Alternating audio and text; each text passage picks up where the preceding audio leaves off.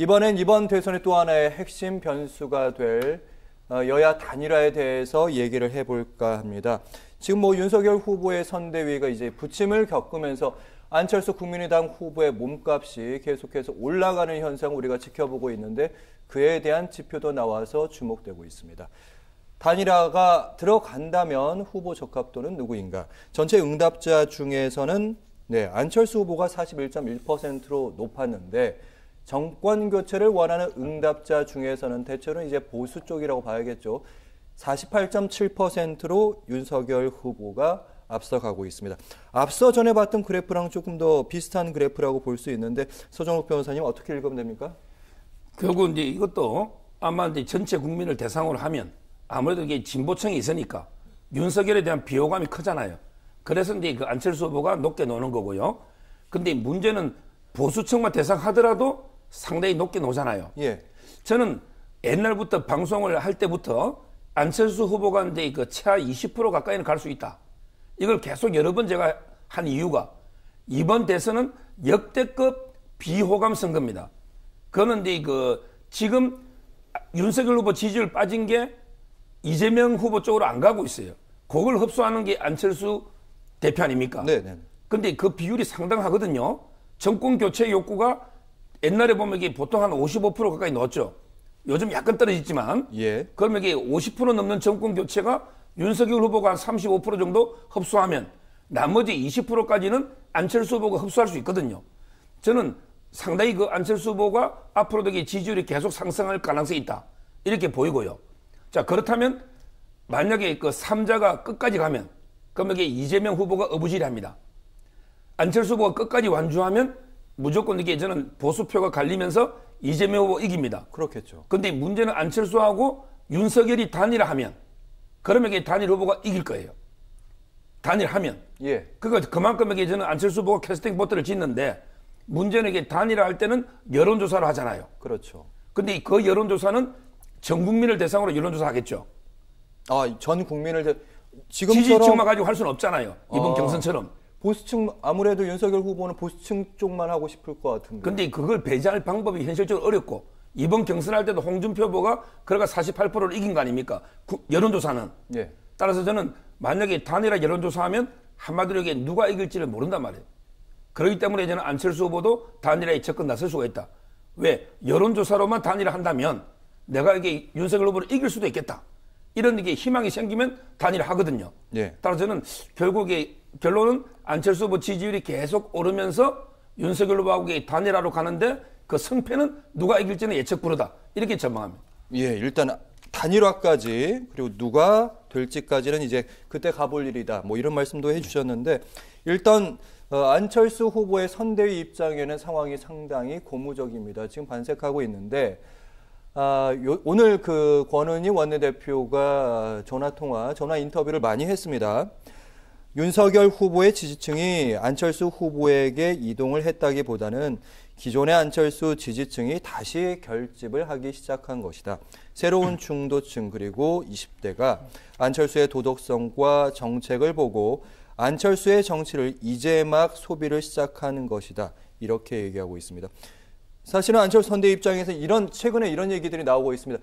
이게 방금 서정욱 변호사께서 얘기하셨는데 이제 윤석열 후보를 바라보는 보수층이 안철수 후보를 바라보는 측면이니까 일종의 보면 반사이익이라도 볼 수 있는데 지금 선대 입장에서는 당연한 거겠지만 우리 후보의 자체 경쟁력이 높다 이렇게 얘기하고 있어요.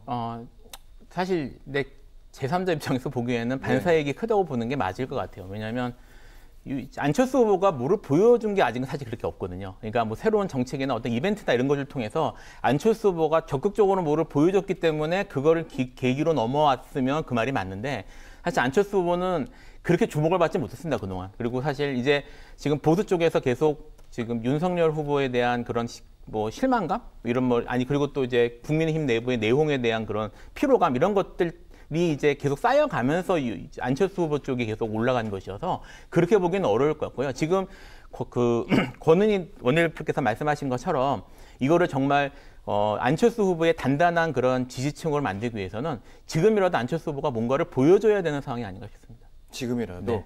사실 지금 저희가 나가고 있는 저 화면을 자세히 보시면 선대위 회의 시간인데 그동안 안철수 후보의 선대위 회의 시간 이렇게 장시간 노출된 적도 없었던 것 같습니다. 안철수 후보의 달라진 위상 민주당 행보에서도 확인할 수 있는데요. 민주당 후보죠. 이재명 후보. 윤석열 후보와 단일화 논의 비중이 높다. 그러니까 마음을 쓰지 않을 수 없다. 결국 안철수 후보, 윤석열 후보 단일화에 대비해야 된다. 뭐 이런 얘기인 것 같고요. 송영길 대표는 정치라는 건 연합하는 것이다. 안철수 후보에게 제안을 했는데 일단 제안은 노라고 했지만 그 강도가 난 높지 않다고 본다. 대체로 이 후보의 전망이 일반적인 전망입니다. 결국 보수 후보의 단일화가 이루어질 것이다. 이런 게 일반적인데 왜 송영길 대표는 자꾸 이렇게 얘기를 할까요? 일단 보수 쪽의 단일화가 이루어지는 것이 어쨌든 뭐 서정호 변호사 말씀하신 것처럼 이재명 후보 쪽에서는 부담일 수밖에 없고요. 그리고 사실 지금 이제 안철수 후보가 이번 선거에서는 보수 쪽으로 사실 분류가 되지만 그전 선거 때까지는 그렇진 않았습니다. 오히려 민주당 쪽하고 단일화하는 쪽으로 2012년 그리고 중도로 계속 중도 쪽이었고요. 지금 이제 안철수 후보의 정책이나 이런 것들이 구체적으로 어떻게 나올지 모르겠습니다만 안철수 후보가 뭐 조금씩 이제 좀 더 보수적으로 변해온 건 사실이지만 나온 정책들이나 이런 것들은 민주당에 가까운 가능성이 높습니다. 왜냐하면 윤석열 후보가 사실 우리가 생각했던 것보다 훨씬 더 오른쪽, 그러니까 좀 더 보수적인 그런 입장을 취하고 있는 그런 듯한 모습을 보였거든요. 그래서 안철수 후보의 항상 이제 이미지는 중도, 합리적 보수 그리고 어느 정도 진보적인 부분도 건드리는 이런 이미지였기 때문에 오히려 정책적인 측면에서는 여전히 민주당과 같이 갈 만한 가능성이 있다라는 생각을 민주당은 할 수 있습니다. 그래서 송영길 대표는 두 가지. 그러니까 사실은 이제 정말 이재명 후보와 단일화가 된다면, 좀 사실 쉽지는 않겠지만 단일화가 되면 민주당 쪽에서 또 큰 도움이 될 수 있는 것이기 때문에 그래서 일단 보수 쪽하고의 단일화를 저지한다는 측면에서 두 번째는 실제로 정책이나 이런 것들에 있어서는 정책 연대 가능성이 더 높다는 이유 때문에 송영길 대표가 이런 모습을 보이는 게 아닌가 싶습니다. 네, 제가 서정욱 변호사께는 단일화하면 효과가 나는가라고 여쭤보려고 하는데 일단 단일화를 한다는 입장이시니까 그렇게 예측하고 계시니까요. 단일화하는 과정에서 이런 질문을 드려보면 단일화하는 과정에 사실 2012년 대선 때 민주당의 그 단일화 과정을 지켜보셨잖아요. 쉽지는 않을 것 같은데요. 그런데 가장 최근에 서울시장 단일화가 있잖아요. 그게 바로 이게 모델이 되는 거예요.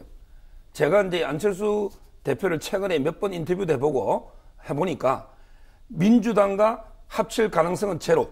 그 제로입니다. 그 다음에 독자 완주할 가능성이 원래는 이게 훨씬 높았어요. 단일화보다. 예. 근데 최근에 안철수 후보 지지율이 뜨면서 이제는 이게 단일화 해야만 이게 본인도 이기잖아요. 옛날에는 이게 어차피 단일화해도 그냥 흡수되는 거지 단일화가 의미가 없었잖아요. 그러니까 이제 다음 지방선거나 존재감을 보고 완주를 한다. 저는 거 알면서도 이게 옛날에는 독자 완주가 본인의 목표였는데 지금은 이제 지지율이 뜨니까 단일화하면 누가 이길지 모른다. 그것 때문에 저는 단일화 쪽으로 관심을 가지면서 그 모델은 바로 직전에 오세훈 시장하고 단일화한 게 이게 문항까지 다 있어요. 설문 문항도 다 있지 않습니까? 뭐 적합도냐 지지도냐 그 물으면 이게 5대5로 물어서 반영하면 되잖아요. 네. 이미 몇 달 전에 국민의힘하고 안철수 후보하고 서울시장은 대통령과 똑같은 비중이 있는 자리 아닙니까? 그 질문 그대로, 그 문항 그대로 둘이 물으면 거기에 대해서는 아무도 일을 못하죠. 이미 답이 나와 있단 말이죠. 저는 그래서 아마 이게 단일화로 갈 것이고 그 성패는 예측 불허라는 거예요. 왜냐하면 이게 보수층의 지지만 보면 윤석열 후보 높지만 그렇지만 이게 전체 국민으로 보면 안철수 후보도 상당히 높다는 거예요. 네. 일단 윤석열, 안철수 두 후보 간의 단일화 저희가 얘기를 하고 있는데 이번 대선에 변수가 될 것으로 분명히 떠오르고 있습니다. 안 후보의 입장은 좀 단호합니다. 이렇게 얘기하고 있습니다.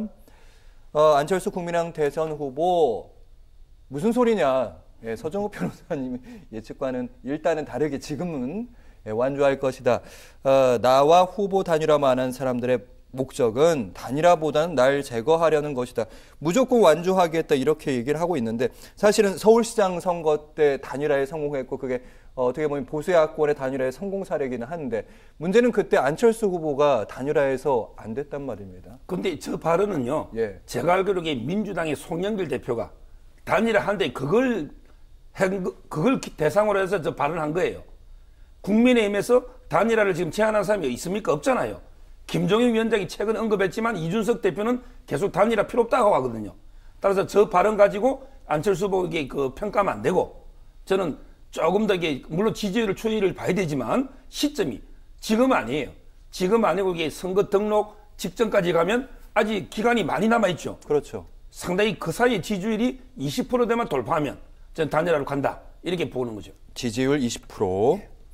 네, 안철수 후보 이번엔 철수 안 할 이유가 있다 이런 말씀을 해주셨는데 단일화에 대한 얘기 계속하고 있는 거고요.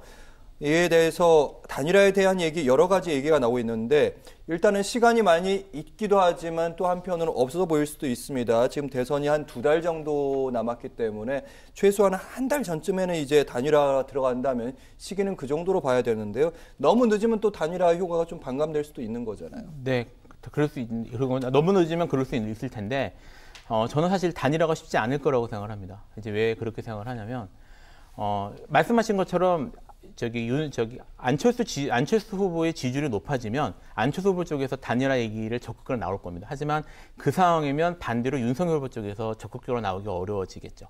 사실 두 후보 다 단일화가 만약 되면 이제 한쪽은 물러나게 되는 건데 네. 물러나는 쪽에서 상당히 큰 정치적인 타격을 입을 겁니다. 지금 사실 안철수 후보 같은 경우에는 지금이 설사 그 대통령이 되지 못한다고 하더라도 만약에 뭐 10% 두 자리 숫자의 그 지지율을 받는다면 이후에도 대선 이후도 바라볼 수 있는 상황이 되거든요. 근데 지금 이 상태에서 만약에 또 물러서게 되면 이제 또 철수했다 뭐 이런 말이 나올 거고 그리고 계속 여기에 대해서 다시 이제 다시 정기에 돌아와서 다시 할 수 있을 기회가 있을지 없을지 모르는 상황이 되고요. 윤석열 후보 역시 마찬가지입니다. 윤석열 후보가 사실 정치 신인인데 네. 지금 지금 여기서 만약에 끝까지 완주도 못하고 그 제1야당인 국민의힘 후보까지 됐는데 완주도 못하고 물러나는 상황이 되면 윤석열 후보도 이후로는 정치적으로 자기 입지를 다지기가 어려워질 겁니다. 그래서 양쪽 다 어느 한쪽이 내가 이길 자신이 있다는 생각이 있어야지 단일화에 적극적으로 나설 텐데 어느 한쪽이 이길다는 생각이 있으면 상대 쪽에서는 그만큼 자기가 불리하다고 생각할 테니까 계속 협상만 하다가 결국 끝까지 할 가능성이 높지 않을까. 특히 안철수 후보 같은 경우에는 단일화를 아까 말씀하셨던 것처럼 뭐 여론조사나 이런 걸 통해서 단일화 시도를 몇 번 해봤는데 예. 자기가 원하는 대로 유리한 대로 했다가 사실 다 결과가 안 좋았거든요. 그래서 안철수 후보 쪽에서는 더 유리하게 문항을 이끌고 가려고 할 가능성이 높고 그런 쪽에서 그러다가 결국은 끝까지 가지 않을까. 그래서 끝까지 가는 게 본인한테 이익이라고 보지 않을까 싶은 생각이 좀 듭니다. 제가 이게 10초만 반박하면요. 안철수 후보는 이게 단일화를 하는 게 철수가 아닙니다. 오히려 이게 단일화를 하는 거는 한 발 전진하는 거예요. 왜? 정권을 잡으려면 단일화 외에는 안철수 후보는 방법이 없어요. 이게 철수가 아니라는 거. 자기가 단일 후보 되면 그건 전진이지. 철수는 아니다. 네. 이 말씀을 드리고. 그 다음에 단일화를 안 하면 둘 다 필패입니다. 어차피 이게 이재명 후보한테 필패입니다. 분열대가 둘이가 놓으면. 가능성이 있죠. 그렇죠. 네. 그러면 이게 역사에 둘 다 윤석열이든 안철수든 죄를 짓기 때문에 그러면 이게 정권 교체가 가장 보수 국민의 비원 아닙니까? 따라서 저는 안철수 후보의 결단으로 단일화를 가는 거지 뭐 그게 철수 정치다 이렇게 비판할 건 아니라고 봅니다. 네. 오늘 단일화에 대한 얘기는 두 분의 얘기가 너무 설득력이 있어서 어느 게 맞는지는 시청자 여러분이 판단해야 될 것 같습니다. 네, 오늘 정치권 소실 김필성 변호사, 서정욱 변호사와 함께했습니다. 잘 들었습니다. 고맙습니다. 네, 감사합니다.